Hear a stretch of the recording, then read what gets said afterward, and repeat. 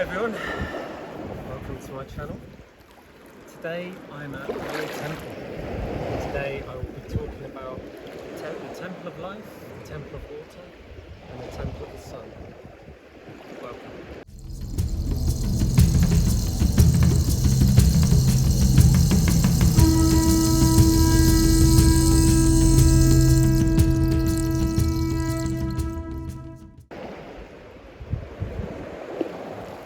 So, what is your temple? What is your temple to life, and what is the point in the temple? So, coming to life is probably more difficult than death. When you actually come to life and create what you want to create, rather than falling into what society wants you to create, or what your parents told you to create, or what you're afraid to create, you form a barrier around your heart which prevents you from accomplishing your purpose, coming to life. This process is something I've been through, and I can tell you it is the most difficult thing you can do, because you have to purify to a level that allows you to see the purpose of what you're doing. So every morning, to help me embody my true purpose, I get up sometimes at 4 AM, sometimes at 5, 6. Today I got up at 8:08.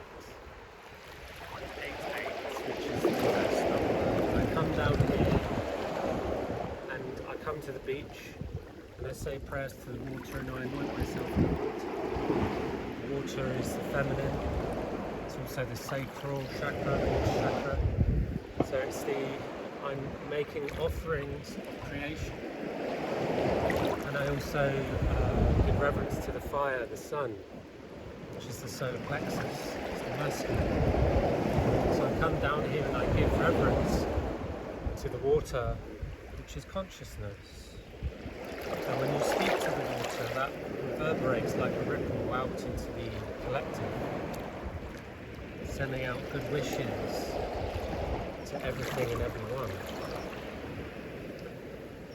And it's important to have a temple, to have a sacred ceremony to life, to have reverence to life.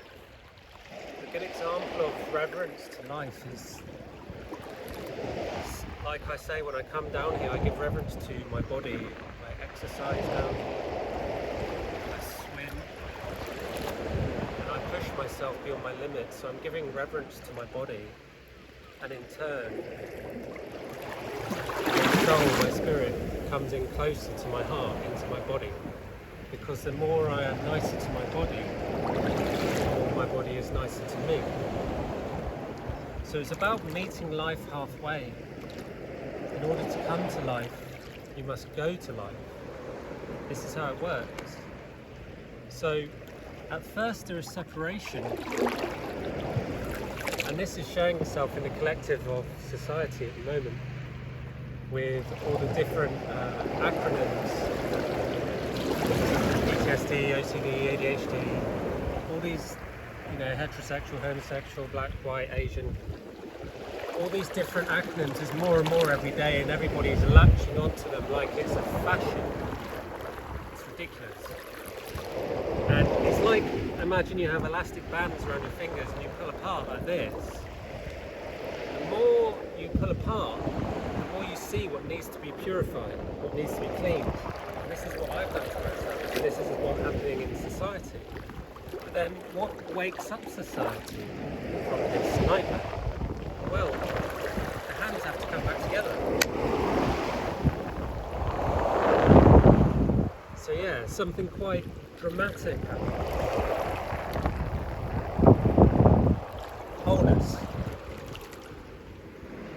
Coming together of two sides. And I was speaking to a man the other day about this. He's in his 80s. I haven't spoken to him since I was a teenager. And I told him about this, and he said, "It's funny you say that, because I've always thought that needs to happen. And if it were to happen, it would need to be like a bomb going off." And I said, "Yeah, exactly. And this is what's going to happen. This is what's going to happen."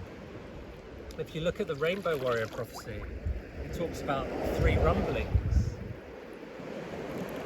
and 2 have already happened.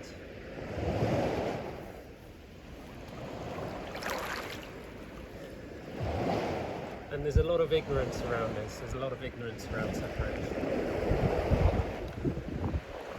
Another way of paying reverence to life is time. To not waste time, but make time. To make time to come to your temple. To make time to go slowly. To make time to be in your heart. To make time to be kind. To make time to look at yourself instead of pointing the finger at others. Making time for gentleness.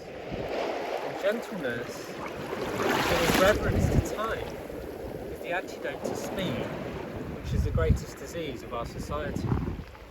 Running, driving fast, going on our phones all the time, speaking fast to get the words out because we're not listened to. Speed is a detrimental disease to our society that stops us from being in our hearts. It's why people bite at you, it's why people insult you, it's because they're not in their hearts, they're in their mind. And this is what ADHD is, running around like this all the time, because they're afraid to be in their hearts, they're afraid to feel what they need to feel. They're not doing the work. It's the same with OCD. My mum cleans a lot of people clean a lot. But I've told her many times, it's just another version of escaping your body. Cleaning on the outside when you should be cleaning on the inside. Letting go of that workhorse mentality. Letting go of what others think of you. And giving reverence to what it means for you to come to life. Every morning is a challenge for me, because I've gone through a rebirth where I've had to leave my old life behind and I've had to come to life. And as I said earlier, it's extremely difficult. But one of the things that makes it easier is self-belief and making decisions quickly, decisive actions. Not quickly, but being decisive. So listening to your intuition and knowing. So for example, you know you have to get up tomorrow morning early because you know you want to come down the beach. So when you wake up, instead of going, oh, have another 5 minutes, you go, no, I said I was going to get up. I prepared my clothes. Get up. You get up, even though you're exhausted, you come down the beach and the exhaustion leaves you. And you get into your routine and you come to your temple of life. And you don't do this in every part of your life all at the same time, you do it in bits. It's like creating something. Like imagine as a child you wanted to write a book. Why haven't you written that book? Well, it's not easy, is it? But this is how you do it. You come to your desk and you listen to your intuition and you just start writing because you don't know what you're going to create and you don't know. Because you don't know, you're not going to start. So the antidote is you start writing. And at first it might not be something. If you take a small step every day, it starts to become something. And this is what I've been doing. I started writing a book about narcissism and it's turned into something completely different. And I started writing here, writing there, and it's turned into 3 books, and it'll possibly turn into even more. And then I thought I would love to draw, but I can't draw for toffee. And so I started drawing. I drew like a number 6. And then the next day I drew something else, and the next day I drew something else, and it turned into a snail. And I was amazed at what I drew. So again, it's about reverence to creation. I come down here in the morning, I give reverence to it, and I said that's the sacred chakra, which is about passion and creativity.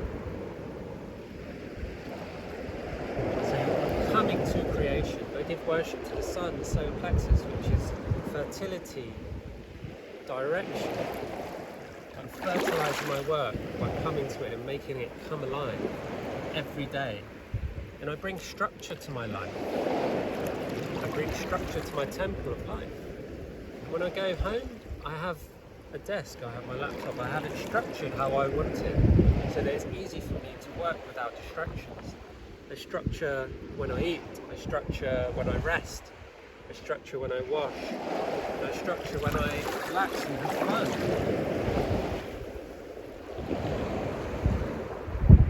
And as you go through this reverence, you start to hit more damned walls to overcome. And these are asking you to step up to the next level. So you've written a book, now what? Contact someone who will help you write a book. A book to you. Or you contact a publisher, or you go onto a course to see how to write a fictional book or a non-fictional book. Or if you're a learning artist, go on YouTube, sign up to a course. And each time you hit a brick wall, you have to overcome to up level to the next level.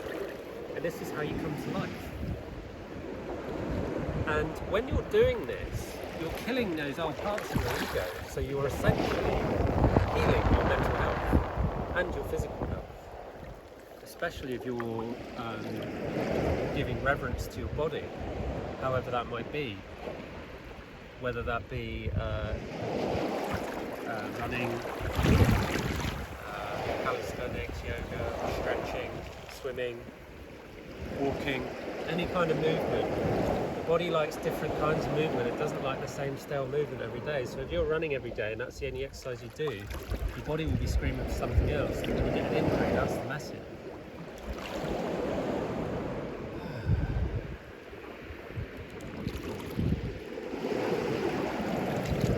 You should come here more often. Sit on this groin, it's beautiful.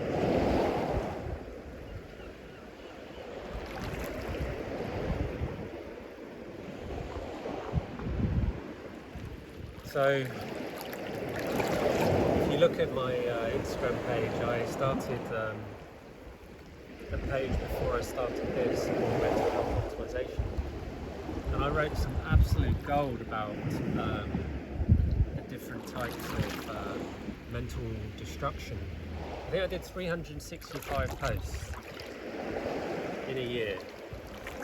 That was my goal, to get it all out of me. I had all this knowledge through my own learning of what I have healed myself. For example,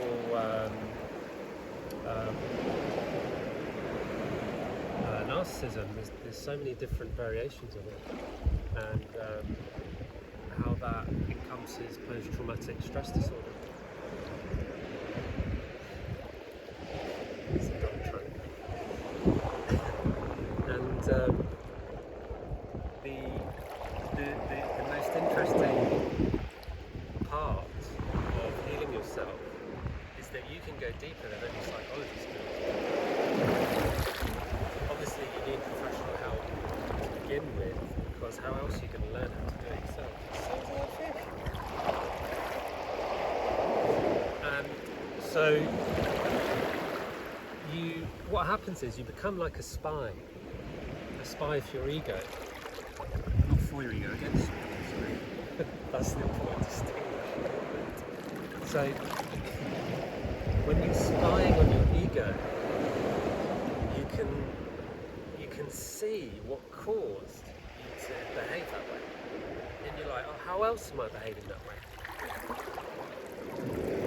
Like, for example, covert narcissism, which was one of my favourites, is like you behave like a helpless child. You're like, oh, can you do that for me? Because I'm not very good at that. Yeah, that's covert narcissism.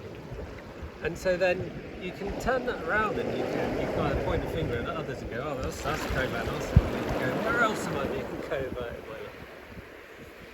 And then you can go talk about grandiose narcissism, neglectful narcissism, self-righteous narcissism, malignant narcissism, benign narcissism, sexual narcissism, intellectual narcissism, communal narcissism. And you can start splitting it all up. And you say, okay, yeah, I'm communal here. When I'm pushed to my limits, I'm malignant here. When I get a lot of attention, I'm grandiose here. And then you can start seeing it in other people, like, oh yeah, Donald Trump, he's grandiose. Oh, Adolf Hitler, yeah, he's malignant.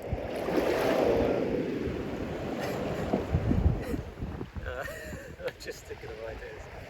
Tony Blair. Anyway, when you have a look at an Instagram page and you go through the posts, there's some real gold in there, so I really recommend it.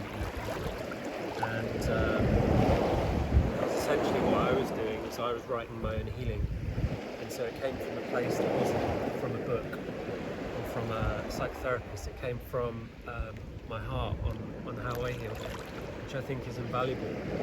And yeah, I think it's absolute gold, because there aren't many people that dare to go that deep, to say, oh yeah, I'm a narcissist, I'm gonna look at that. Or yeah, I have complex post-traumatic stress disorder, and I'm not afraid to say it. And then not be afraid to say, well, I was told I could cure it, and I have. You know, like one of the symptoms of, they say, post-traumatic stress disorder is scenario-based thinking. So you always think the worst could happen. Like when you cross the road, you picture 1,000 scenarios of how you're going to get run over. I used to fucking hate that. Just all the fucking time. All the time, every day. And you want to know why narcissists are narcissists? It's because they're going through fucking hell. And that doesn't excuse their behaviour. But narcissists are also victims of narcissistic abuse. Just like paedophiles. Paedophiles aren't born paedophiles, they're born paedophiles because they were raped. And this is the truth that nobody wants to hear. Which is unfortunate. But I'm sure there's some of you out there that are willing to listen to that. So I'm going to do more videos around the truth of these different mental health disorders. Today I wanted to concentrate on the coming to life and how important it is to create your own temple and reverence to life, the ceremony of life, the cycles of life. I'll be doing more on that as well. So I really appreciate if you help my channel grow. I'm still trying to find my voice. Please like this video and subscribe, it would mean a lot to me as well if you shared it. And please comment. No heckling.